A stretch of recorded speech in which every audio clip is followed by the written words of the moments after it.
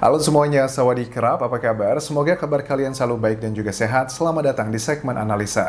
Kembali kita update mengenai kasus pembunuhan di Subang di 18 Agustus 2021 yang sekarang sudah lebih dari 2 bulan. Tapi sampai sekarang pun kita masih belum mendengar berita siapakah tersangkanya. Dan kemungkinan besar berdasarkan data-data dan juga analisa yang sudah aku bahas hampir sebulan ini, kemungkinan besar kasus ini tuh dibagi dari ada dua bagian ya. Ada eksekutor dan juga ada otak atau dalang di balik ini semuanya dengan beberapa penemuan, misalnya bukti yang sudah dirilis oleh pihak kepolisian, dua kendaraan berbeda, yakni adalah motor NMAX warna biru dan juga mobil Avanza warna putih, serta juga ada dua jejak kaki berbeda di lokasi kejadian, serta ada beberapa hal penunjang lainnya yang sepertinya ini menunjukkan bahwa ada otaknya, ada juga pelakunya. Nah, di hari ini aku melihat berita dari mana ini? Tribun ya, tribunjabar.id menyatakan bahwa di sini tim kuasa hukumnya Pak Yosep dikonfirmasi bahwa memang benar di hari ini Pak Yosep di jam 11 siang waktu Indonesia Barat itu dipanggil pihak kepolisian untuk menjalani pemeriksaan kembali BAP yang ke-14 kali kalau nggak salah. Karena aku lihat dari jejak digital, misalnya dari inews.id, terakhir kali Pak Yosep diperiksa itu bulan lalu itu adalah pemeriksaan ke-13. Sedangkan di bulan Oktober ini aku belum mendengar Pak Yosep dipanggil kembali dan ini adalah pemanggilan yang ke-14 kali. Wow, itu ada apa ya? Ini satu hal yang tidak bisa kita deny begitu aja, mentang-mentang, ini makanya aku selalu berkomentar ya di setiap video analisaku, karena aku tidak mengenal Pak Yosep atau pihak Yoris, Danu, dan semuanya. Aku adalah orang luar begitu. Justru kadang orang luar itu dibutuhkan untuk melihat sesuatu hal itu lebih jernih, lebih objektif. Kalau aku mengenal salah satu pihak, mungkin ada rasa nggak enak, ada rasa kedekatan emosional, itu bisa mengaburkan analisa yang aku buat di video-videoku. Makanya setiap video aku tidak pernah menjuruskan ke A, ke B, itu semua tergantung dari data-data atau jejak digital yang sudah aku dapatkan. Nah, hari ini Pak Yosep itu diperiksa sudah ke-14 kali. Dan ini berarti memang yang paling banyak sendiri ya, karena kalau aku lihat dari tribunjabar.id ini juga diberitakan bahwa ada total saksi itu selama 2 bulan lebih ini ya, total saksi itu ada 54 orang. Tapi kan kalau kita lihat di media massa yang bersuara, yang berbicara itu kan boleh dibilang ya maksimal hanya belasan saja.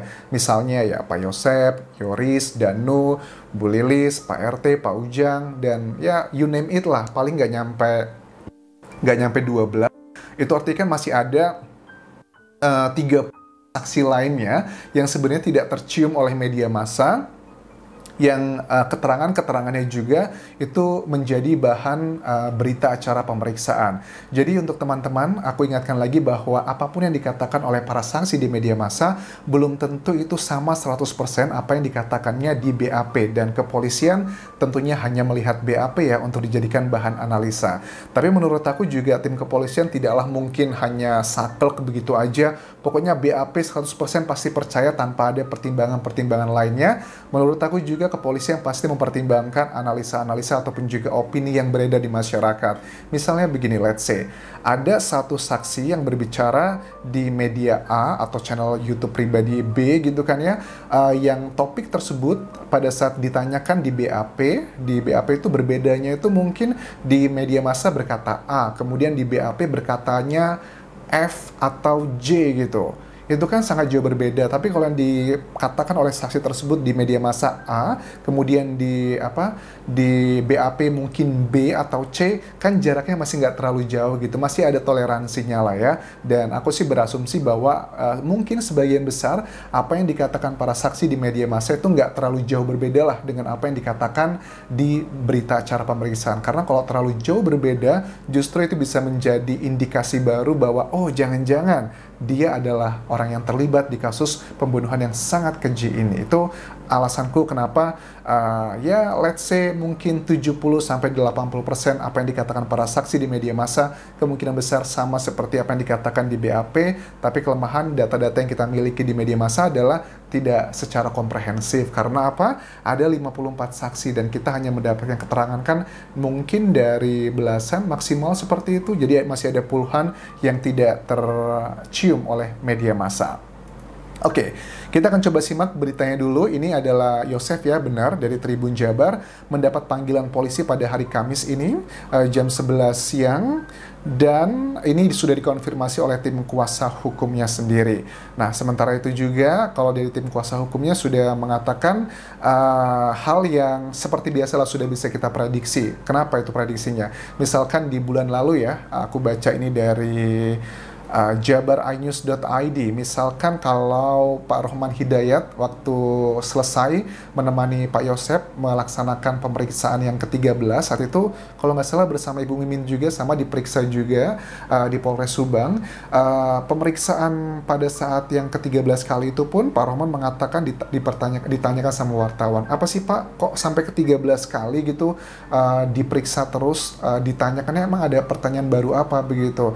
Pak Rohman mengatakan bahwa pertanyaannya itu sebagian besar sudah pernah ditanyakan, bahkan di pemeriksaan 12, 11 dan sebelumnya itu sudah sering ditanyakan, tapi ini kembali lagi ditanyakan walaupun memang ada beberapa pertanyaan baru, tapi sebagian besar sudah dipertanyakan. Dari sini kita bisa analisa sebenarnya kepolisian itu sebenarnya tidak sedang orang pada saat orang bertanya ada bahasa yang harus kita pahami, ada yang implisit, makna implisitnya.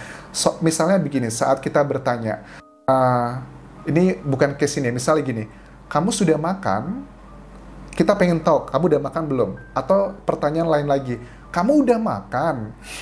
Maksudnya ini masalah terminologi ya, bahasa gitu ya. Ada, kamu udah makan, bertanya beneran, kamu sudah makan, atau kamu udah makan? Mungkin anak ini gitu, kita ngomong sama anak kita ya, anak kita tuh pengen makan mulu padahal sebelumnya sudah makan gitu. Mungkin saja dengan pertanyaan yang sama tapi dengan penekanan yang berbeda, mungkin dalam tanda kutip ada orang yang menilainya ini kayaknya intimidasi gitu, biar ya siapa sih yang nggak ada breakdown mentalnya begitu kalau dipanggil polisi ke-14 kali, pasti setiap manusia akan ada mental breakdownnya. Pada saat ditanyakan berkali-kali, capek gitu kan ya, kok tanya lagi.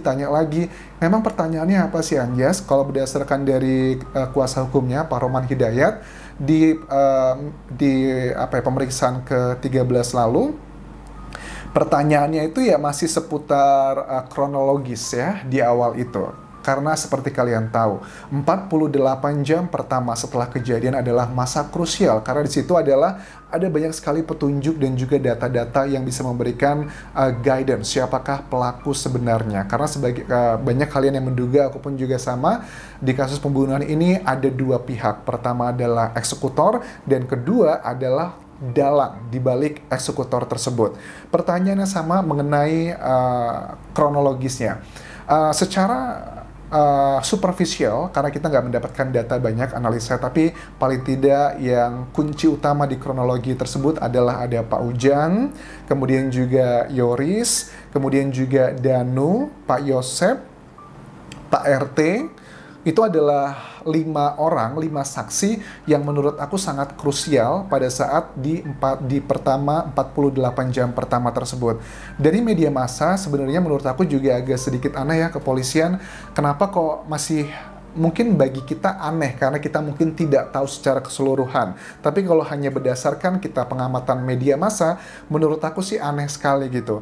Keterangannya Pak Ujang ya, itu juga sangat berbeda dengan keterangan dari tim kuasa hukumnya. Kalian masih ingat Pak Rohman itu pernah memaparkan kronologi pada saat diwawancara di TV One, Pak Rohman itu mengatakan bahwa Pak Yosep itu sebelum nyampe ke rumah sempat berpapasan dengan Pak Ujang. Padahal Pak Ujang tegas menyatakan di channel YouTube-nya Heri Susanto ataupun juga media-media lainnya bahwa Pak Ujang itu merasa tidak pernah berpapasan dengan Pak Yosep dan memang ketemu dengan Pak Yosep itu adalah sekitar 7:30-an. Sedangkan kuasa hukum Pak Yosep berkali-kali menegaskan bahwa Pak Yosep itu tiba di rumah jam 7:15, kemudian masuk bentar, keluar. Ya kalian tahulah kronologi yang seperti itu yang berulang-ulang kali dijelaskan, dibahas, tapi tetap saja kita masih berputar di situ aja. Bahkan kemudian di belakangan ini kan kita tahu ya, ada keterangan yang bertentangan juga dari kuasa hukumnya Pak Yosep di sini, Pak Rohman, wawancara di TV One juga sama mengatakan bahwa pada saat Pak Yosep tiba di lokasi kejadian, kemudian langsung periksa sebentar, langsung keluar dan menemui Pak Ujang. Tapi kemudian kita ketahui mungkin adalah data-data karena termasuk data telepon ya. Ternyata kemudian kita ketahui Pak Yosep itu di jam 7.24 itu sempat menelpon almarhumah Amel, teleponnya nyambung tapi tidak diangkat, dan kemudian 7.26 Pak Yosep itu menelpon Yoris, yang angkat adalah istrinya, dan kemudian di 7.30 baru manggil Pak Ujang. Ini sangat bertentangan dengan apa yang dikatakan dari Pak Rohman di TV One yang mungkin men-skip dua bagian tersebut. Mungkin aja karena di TV durasinya panjang ya, jadi di-cut langsung aja dari masuk, langsung keluar. Jadi nelpon-nelponnya di-skip. Tapi menurut aku itu adalah hal yang sangat penting ya, karena untuk kasus pembunuhan seperti ini, justru bagian-bagian detail itu adalah yang sangat fundamental sekali. Oke, itu adalah hal yang menurut apakah memang sebegini sulitnya kasusnya, atau ada sesuatu hal yang mungkin tidak begitu maksimal dilakukan oleh tim penyidik. Karena dari Kadif Humas Polda Jawa Barat pun berkali-kali menyatakan di media massa, kasus ini pada prinsipnya tidaklah sulit begitu. Kita sudah mengantongi ini nama-nama yang terduganya, tapi keyakinan saja tidak cukup, dibutuhkan dua alat bukti yang kuat. Tapi sampai sekarang, sudah 2 bulan, tim kepolisian sudah 3 lembaga, Polres Subang, terus juga Polda Jawa Barat, serta juga Bareskrim Mabes Polri sudah bergabung bersama-sama, tapi kok kasus ini sampai sekarang masih belum ketahuan siapakah pelakunya. What's going on? Aku rasa itu bisa aku bahas untuk video kali ini. Terima kasih teman-teman untuk 29% para penonton sekarang sudah pencet tombol subscribe-nya. Itu adalah support nyata kalian untuk memberikan aku energi untuk terus mengawal kasus Subang ini sampai selesai, sampai ketahuan siapakah pelaku sesungguhnya dari kejadian yang sangat menyedihkan ini. Sampai ketemu lagi di video berikutnya. Tinggalkan komentar kalian, tinggalkan like, dan sampai ketemu lagi di video berikutnya. Kapun kerap ya. Bye-bye.